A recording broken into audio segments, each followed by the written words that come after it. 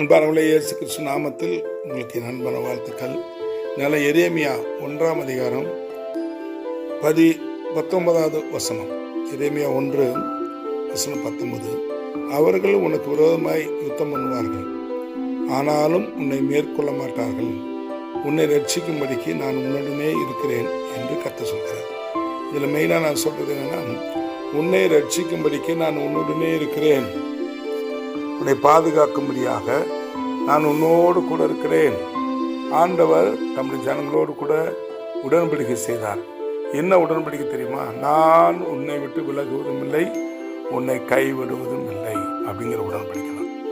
அன்பானவர்களே, தேவன் வந்ததே நம்மை பாதுகாக்க, நம்மோடு கூட வாசம் பண்ண, நம்மை காத்து ரட்சிக்க. வேற ஒன்று கிடையாது.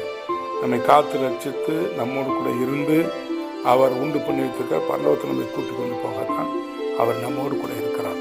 இந்த உலகத்தின் தீமைகள், ஆபத்துகள், நாசங்கள், பொல்லாப்புகள் எல்லாத்துக்கும் நம்மை விலக்கி பாதுகாக்கிறார்.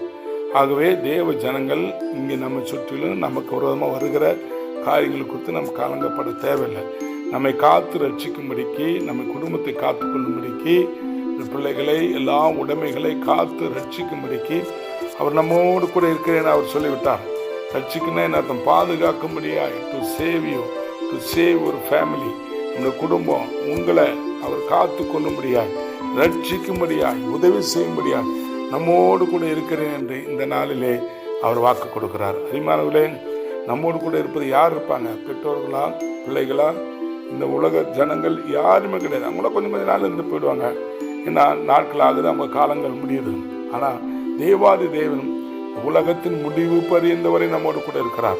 சும்மா இருக்கிறது கிடையாது. கூட நம்மை ரட்சிக்கும்படியாய், பாதுகாக்கும்படியாய், தீமையிலிருந்து விலைக்கு காத்து கொள்ளும்படியாய், நாம் விரோதமாக வருகிற எல்லா தீமைகள், பொல்லாப்புகள், ஆபத்துகள், நாச மோசங்கள் விலைக்கு நம்மை பாதுகாக்கும்படியாய், உயர்ந்த அடைக்கலத்தை வைக்கும்படியாய் அவர் நம்மோடு கூட இருக்கிறார். இந்த தேவனை இவருக்கு நன்றி சொல்லுங்க.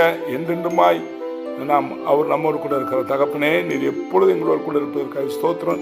எங்களை காத்து ரட்சிக்கும்படியாய், எங்களோடு கூட இருப்பதற்காக கோடா கூட நன்றி சொல்லுகிறோம். இயேசுவின் நாமத்தில் பிதாவே, ஆமேன், ஆமேன். God bless you.